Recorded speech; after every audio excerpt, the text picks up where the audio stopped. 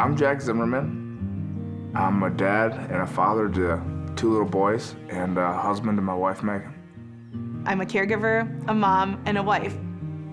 My son William is 6, and my son Benjamin is 4.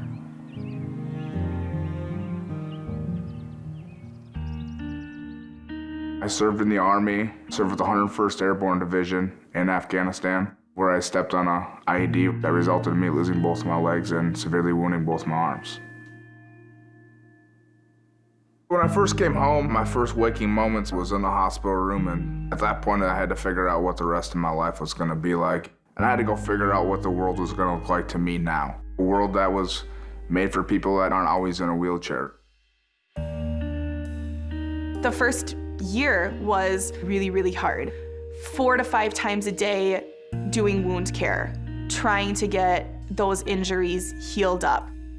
I had so many dreams and aspirations of how I thought my life would look like, and truthfully, all of that came crashing down. It's really hard as a human being not to be able to move freely, you know? But what I realized was that I had to make a choice at that point that I was not gonna let an IED define the rest of my life. I still had dreams and I still had goals and I still had a vision of what I wanted to be someday.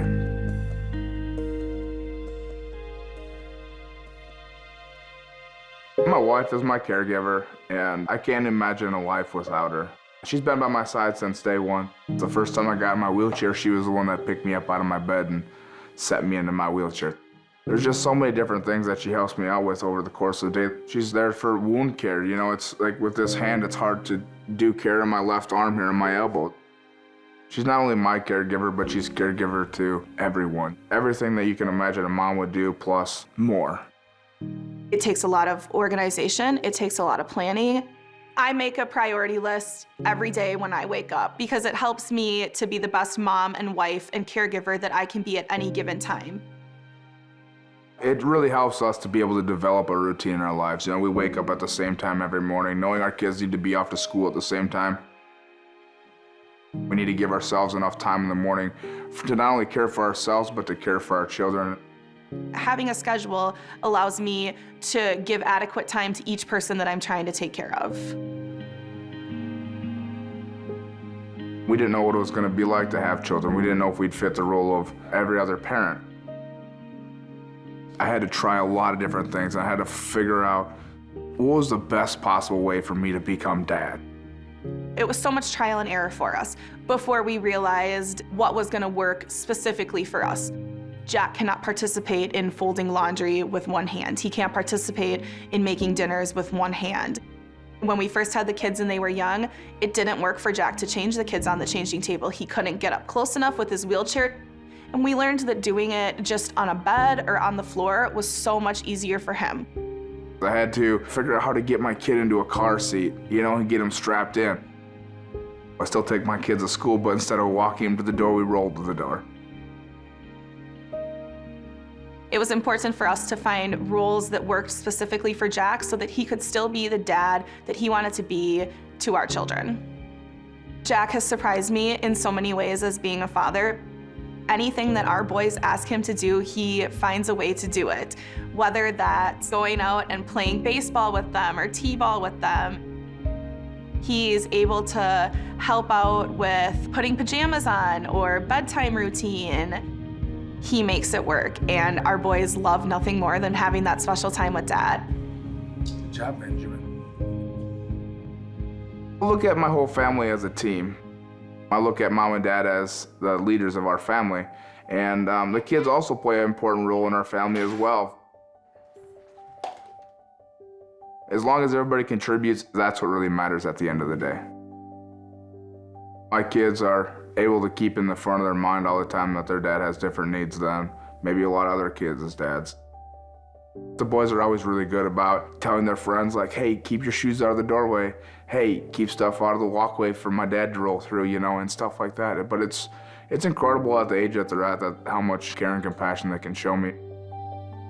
Me and my little brother, Benny, we help him, like, sometimes Dad gets a pain on his leg, and then I just kind of rub it around.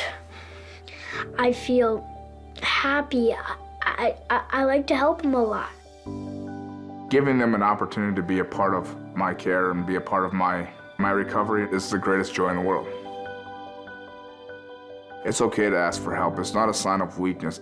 When I go and I ask somebody to open a door for me, I invite them onto my team. I know that they're helping me get to whatever it is that I'm trying to achieve. The number one thing that I have learned as a caregiver is to ask for help.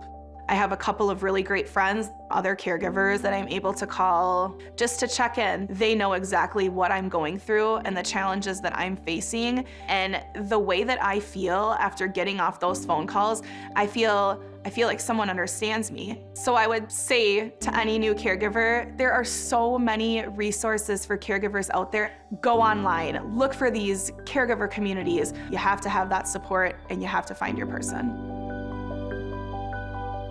Being a caregiver can be an incredibly tough job. I try to give her time as well, to go and do her self-care. When I have that time to recharge, I'll go and sit on the deck, have a cup of coffee, read my book, and just breathe. Being able to give myself that space allows me to completely reset myself and to be the best version of myself for everybody that I'm trying to help. If we don't take care of ourselves, we can't give our best to the people around us that really count on us the most every day. Sunday is our family day. That's the day that we all go to my parents' house and we all sit around, we socialize, and that's kind of my chance to reset, refocus, and find peace with myself. And Monday morning, you're back at it, you're ready to attack those things that you set on the shelf. Whatever it is that you're trying to do, we're all gonna face adversity in life, but if we attack it with a good attitude, you can overcome anything. With a bad attitude, you can't overcome anything. And that's the difference in life. I've had to deal with things that I never imagined I'd have to deal with in my life. I lost my best friend in Afghanistan, and as I'm going through those hard times, I lean harder and harder on my family. I take my kids to the park more, and I enjoy spending time with them because I know those guys would want me to live this life, and I know those guys would want to be living here this life too. So it's important for me to get out of bed every day and go make the best out of every day. We don't ever know what tomorrow's gonna look like, but we can adapt to whatever's thrown at us.